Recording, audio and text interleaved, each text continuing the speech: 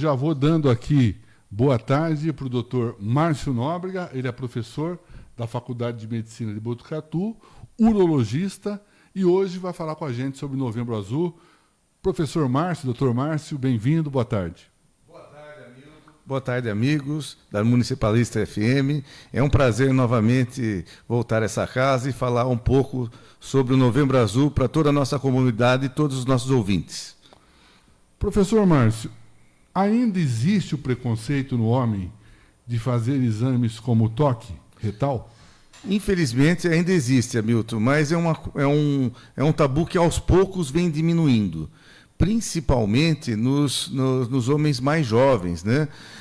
Esse tabu acontece nas pessoas mais idosas, né? As pessoas mais jovens já têm um acesso à informação e sabem da necessidade de fazer esse exame anualmente. Isso vem caindo ano após ano. E o que é importante salientar também é que a presença feminina, né, como a esposa, as filhas, ajudam essas pessoas a procurarem o serviço médico. Então, a importância da ação, do cuidado feminino da família é muito importante também.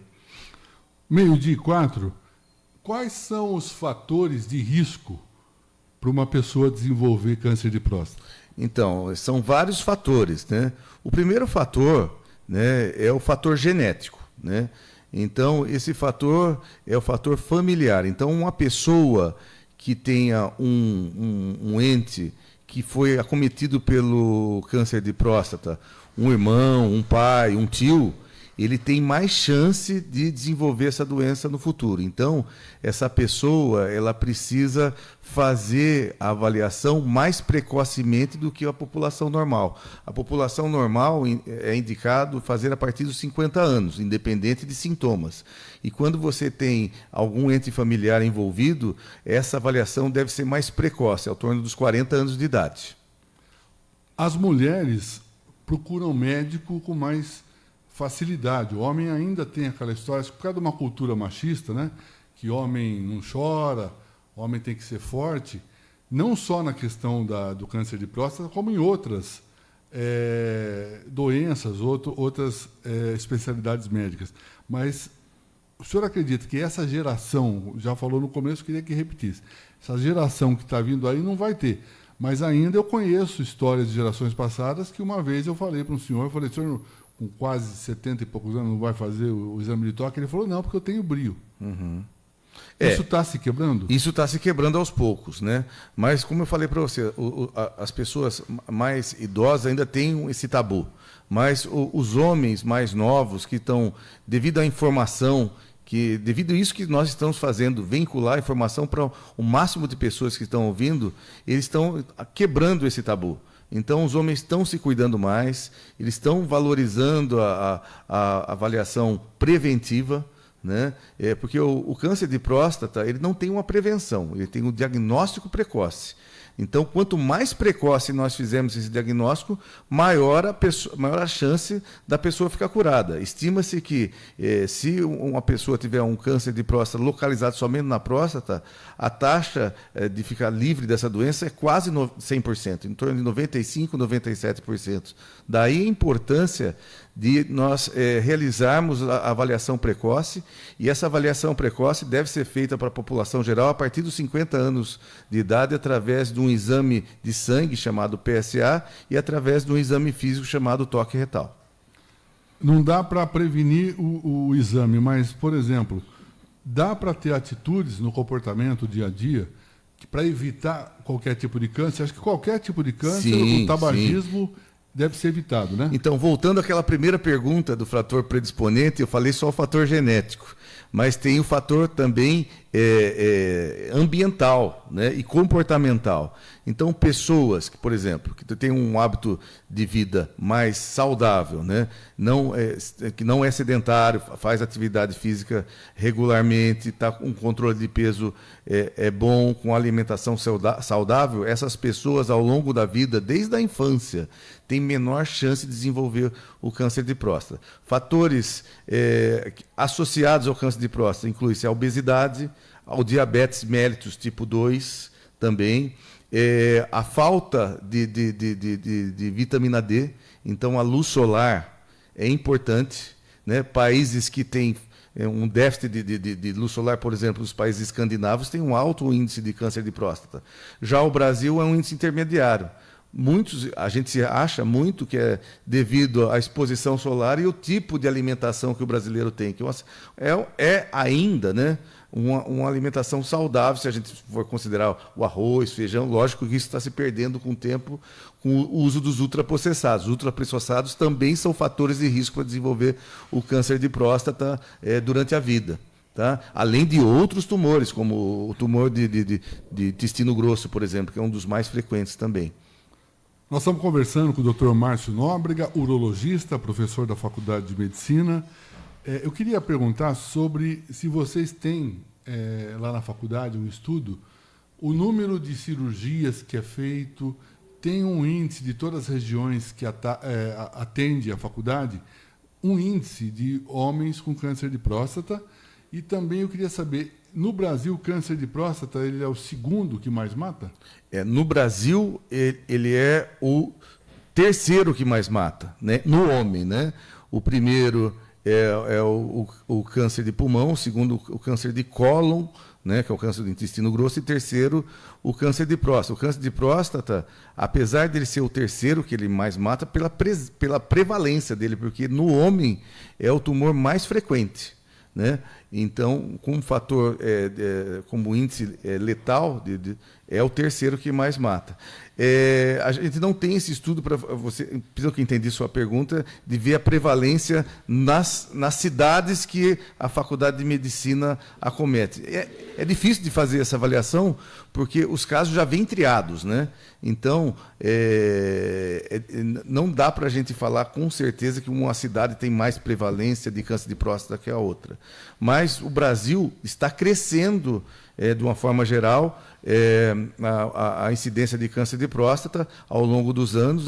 Nós acreditamos que isso seja muito devido ao diagnóstico precoce, ou seja, a informação, ou seja, a pessoa, mesmo pelo Sistema Único de Saúde, ele está fazendo mais diagnóstico, ele está procurando mais o médico, e assim, por conseguinte, nós temos um maior índice de diagnóstico. Exatamente. E é importante ressaltar também, doutor Márcio, para quem está nos ouvindo, é que o toque retal, além do tumor na próstata, ele consegue identificar também parcialmente um câncer no reto, não é isso? Exatamente, exatamente. Então, o toque ele é feito para avaliar a próstata, mas eventualmente ele pode detectar uma tumoração no reto. Tá? Mas, infelizmente, nesse caso, essa situação, essa pessoa já tem um tumor mais avançado para ser tocado pelo toque, mas faz parte do diagnóstico. Né? Mas o toque retal é direcionado anualmente para avaliação do diagnóstico precoce do câncer de próstata, juntamente com o PSA. Só vale ressaltar, Almito, desculpe te interromper, que o PSA é um exame que está disponível no Sistema Único de Saúde, tá? Pode ser feito de graça para toda a população, para todo homem que deseja fazer essa avaliação, né? É solicitado esse PSA e o médico vai avaliar e ver a necessidade de ser encaminhado, por exemplo, para um urologista ou para o serviço terciário, se for o caso. Era sobre isso que eu ia falar, os caminhos que as pessoas devem procurar. Lembrando que você falou, quem tem histórico de câncer de próstata na família deve começar a fazer PSA a partir dos 40 anos, e quem não tem a partir dos 50. Então, em uma UBS, no caso aqui de Botucatu, vai na UBS, na região, quem é de Bofete, vai na UBS de Bofete, Pardinho, Itatinga, enfim. E lá o clínico geral faz os exames de sangue, em caso de um PSA alterado, vai para a Unesp ou para o AME? Existe né, aqui, infelizmente, a gente tem o AME, né, que é o Ambulatório de Especialidades. Então, esses casos suspeitos vão ser vistos pelo urologista, e o urologista, se necessário, vai fazer a biópsia ou não. Pode ser feita a biópsia no próprio AME ou no HC da Unesp de Botucatu.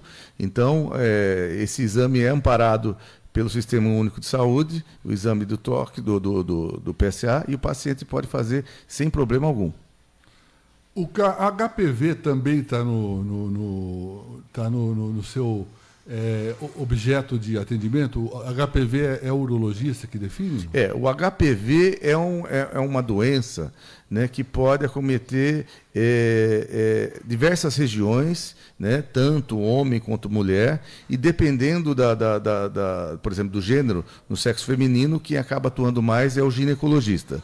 No sexo masculino, como no sistema genital, é o urologista. E quando eventualmente tem verrugas, que são essas verrugas, que o HPV HPV é o nome de um vírus que causa uma lesão de pele, que é uma verruga, e que pode acontecer inclusive na região anal. Daí é o gastroenterologista que acaba fazendo a retirada dessas lesões. Eu estou comentando, doutor Márcio, porque vai ter aqui amanhã, na Praça do Bosque, né, várias vacinações, e entre elas o resgate da vacina contra o HPV, além de estar na rotina para o público de 10 a 14 anos, adolescentes de 15 a 19 anos que perderam o prazo poderão se vacinar até o final de dezembro desse ano. Queria que, nesse momento, você falasse um pouco de transmissão das doenças sexualmente transmissíveis, porque também está no foco do cuidado do homem. Então, quando a gente fala Novembro Azul, todo mundo foca na próstata. Mas, na realidade, esse movimento, né, o Novembro Azul, só para quem não sabe, como que surgiu esse Novembro Azul? Esse Novembro Azul surgiu inicialmente em 2002, na Austrália, né? Os médicos da ocasião, na região, falaram: precisamos chamar a atenção do público masculino para eles acordarem e começarem a fazer avaliações preventivas. E eles denotaram o mês como novembro. E esse movimento foi chamado Movember, em 2002. E isso foi tão positivo que se alastrou, né, se espalhou para o mundo inteiro, e hoje novembro é conhecido como o mês de alerta ao câncer de próstata e ao cuidado do homem, né, de uma forma geral. Então, as doenças sexualmente transmissíveis estão nesse radar também, né, são doenças que são muito comuns, né, no dia a dia, né, e não tem idade, pode ser adultos jovens, pode ser pessoas idosas, né, e tem um amplo espectro de doenças, né. HPV é uma delas, né. Vale lembrar que a vacinação para HPV deve ser feita e é amparado também no Sistema Único de Saúde, tanto para meninas quanto para meninos, né, nessa idade de 9 a 14 anos, e isso previne no futuro a disseminação da doença, e prevenindo inclusive doenças como o tumor de câncer de colo do útero nas meninas, mesmo vacinando meninos, né? No menino, no caso, previne o câncer de pênis ou faz com que ele não transmita? Exatamente. O câncer de pênis pode ser transmitido pelo HPV, mas não é o principal veículo, né? Ele pode ser, alguns subtipos podem causar. Então, logicamente, vai evitar, mas o maior interesse é diminuir a possibilidade de câncer de colo uterino por transmissão dos meninos para as meninas. Doutor Márcio, dentro dessa questão, eu gostaria que nesse momento o senhor falasse com o público diretamente, com os homens, faixa etária novamente e o caminho de ir para a UBS, e para a gente também tentar quebrar de uma vez o preconceito, né? Sem dúvida. Porque é melhor levar uma dedada e continuar vivo do que morrer. E outra coisa, né, Milton? É um exame totalmente rápido, não é doloroso, tá? Não é vexatório, é um exame rápido, só está você e o médico lá. Você não precisa ficar comentando com ninguém que fez esse exame, tá? Não tem esse motivo, uma coisa é só particular a sua. Então, e o homem deve procurar, né, o serviço de saúde, seja ele público ou privado, a partir dos 50 anos, né? Se tiver história familiar e for da raça negra, isso eu gostaria até de comentar. Por que a raça negra? Porque a raça negra, em diversos estudos epidemiológicos, mostraram que a raça negra, além de ter um percentual um pouco maior que as outras raças, ela geralmente tem um tipo mais agressivo de câncer de próstata. Então, oriente a pessoas da raça negra que vocês façam a avaliação mais precoce, em torno pelo menos de 45 anos de idade. Se tiver histórico familiar, a partir dos 40. Doutor Márcio, quero agradecer demais sua presença aqui no estúdio. Deixa o microfone aberto para suas considerações finais.